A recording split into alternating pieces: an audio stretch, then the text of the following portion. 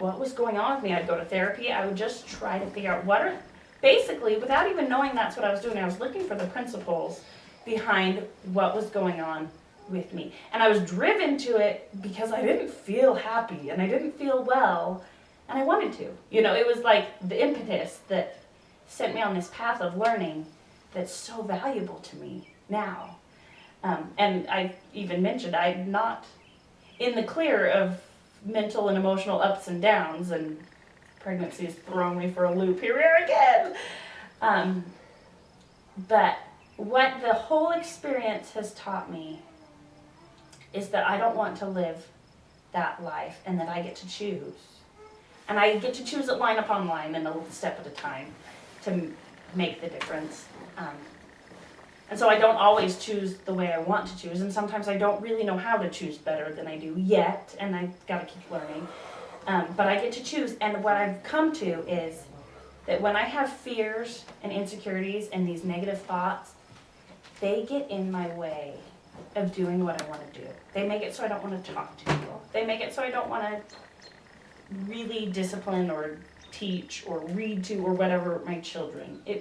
They just make it so I want to curl up, go inside myself, and shut other people out. And I have to fight against that because that's not what I really, really want inside, the real me in there. And so I've realized that this applies to other people too. Our fears, our insecurities, our negative thoughts hamper us from doing what we could do and being who we could be. And even more than what we want, doing what God wants us to do and being who He wants us to be. And that is the reason for all of us, not just those who suffer when they have bad thoughts, because we all really do. It's just harder to see. That's the reason for all of us to change our thoughts, to line us up with God and do what He wants us to do, live our mission. And so that's the why for me.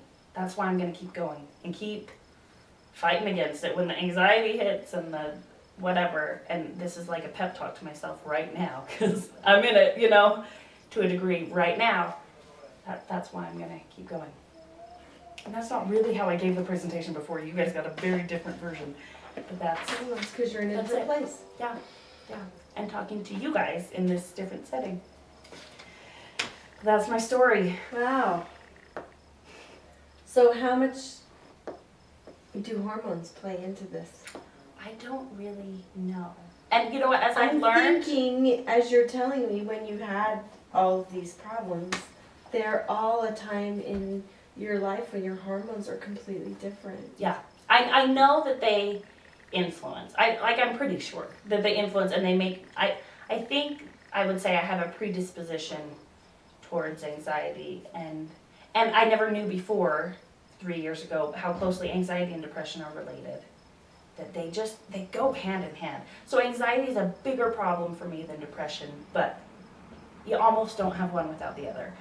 And so I would say I'm predisposed to it, but not as strong as many are. And I even wonder about diagnosing sometimes. I think, do I have an anxiety disorder? What does that even mean? Did this all come from genes and predisposition, or did I sabotage myself to a really unhealthy degree without realizing? Because now I look back over paradigms and patterns of my thoughts for years, and that guilt especially was huge for my whole life. It was like as my testimony grew, my guilt grew.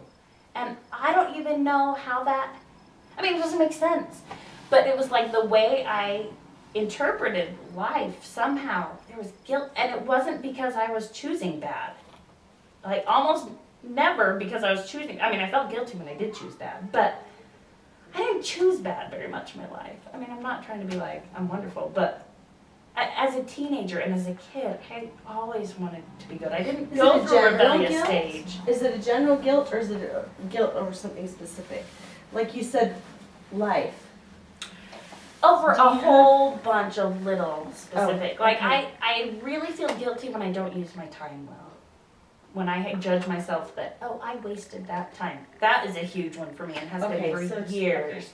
So it's specifics, but it's specifics that would come up all the time. Whenever I thought I didn't do something the way I should have done it, I feel guilty. And it's funny, I don't really think of myself as a perfectionist.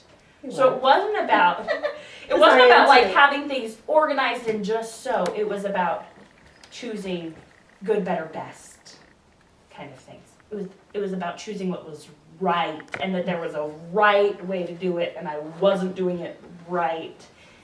Not how everything was, like my behavior. That's the way I'm a perfectionist. I mean, my house does not say perfectionist lives here, but my Are you behavior, familiar with the fly lady?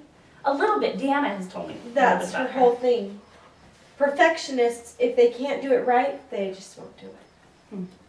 And so some people who are living in complete chaos, it's because they know they can't do it exactly right, so why bother? Interesting. See, And that doesn't her even feel like it fits for me still. Her whole but- paradigm is just do whatever you can for 15 minutes. Don't worry about the perfect and don't worry about, that sort of thing. Just do what you can. Just do what you can for 15 minutes. Yeah. And so, and I don't fit her thing exactly, but I can see where that happens. Because when I dive into something, I want to do it right. Yeah. Do you know what I mean? And it's overwhelming when you look at some projects and you're going to do them to that detail. Why would I even go there? Do you know what I mean? Mm-hmm. So I can see it on one level. Yeah. And I can see how that would cause anxiety. Yeah. But she talks to all of us at our different Right. levels. I'm a total she, which I don't know if Deanna's told you about that, but that's a sidetracked home executive. Okay. You start doing one thing and you end up doing 5 other things and you didn't quite get to that one. Oh, that's my mom. That is so I totally my get mom. sidetracked all the time. Yeah, but So it's Ruth. It's my mom too. They're a lovely combination. Those two. Ruth's my mom's sister. anyway, Yeah. that is so interesting to me, Bonnie, because I have felt myself going there in the last week, and that's not me. I've never been there before, Oh wow. and I Into the anxiety realm. more depression than anxiety. I just want to sit down and cry all the time, and I'm like, so when you started saying thoughts and emotions and moods can be lies, I was like, that's where I was. Yeah. And I'm gonna have to fight going there again. And it's I mean, I knew I was there, and there were thoughts too, but I could tell it was a mood, which was Yeah. different for Yeah. me. Because I started to have the thoughts, and then I thought, but that's not really true. But it just wants to pull you back there. Yes. It's just Yes. a mood. For me, it is hormones. And I can do something about that. So I'm going to go there first and see if I can just wipe it out and not have to go there again. Yeah. But that is so helpful. Good. And it's interesting because, like I said, I know so much of the principles of this, and yet it's really hard to apply. It's difficult. It's really, I mean, you can talk about it when you're feeling good, and it's a whole different ballgame when you're feeling bad. When you don't feel motivated, when you It's don't like want to walking do through things. water. Yes, it really is. You have to Everything push so seems hard. big. I may have mentioned it, like lately, I had to send that email about Joy School graduation. I knew for a long time everyone needed that reminder. I needed to know, to let Pat know the numbers. And just whenever I think about it, I'd be like, I have to send an email. And how hard, I mean, it's easy for me to send an email. Making a phone call is always hard. But sending an email, I got it. And it was just like anything like that. I'd find a kid's thing on the floor that shouldn't be there. And I'm like, oh, I have to tell them to pick up their sock. It just, everything felt big and hard. And so then when you really have real responsibilities, it doesn't mean you want to let go of everything. You still feel this desire to keep all your balls in the air. But every one of them now, every little step of every one of them feels big. Yeah. And so then you like shut down out of self-defense or whatever. And I mean, it's not always that drastic, but somewhere on that spectrum is what it feels like for me when I go there. And so some days I I know and I can really see clearly what's going on, even while I feel the mood and I can fight it. And then other times I'm like, oh, here I am, what do I do? And it's like everything's too foggy to really know how and to have the will to fight it. So I do That better than sounds so others, chemical. but yeah,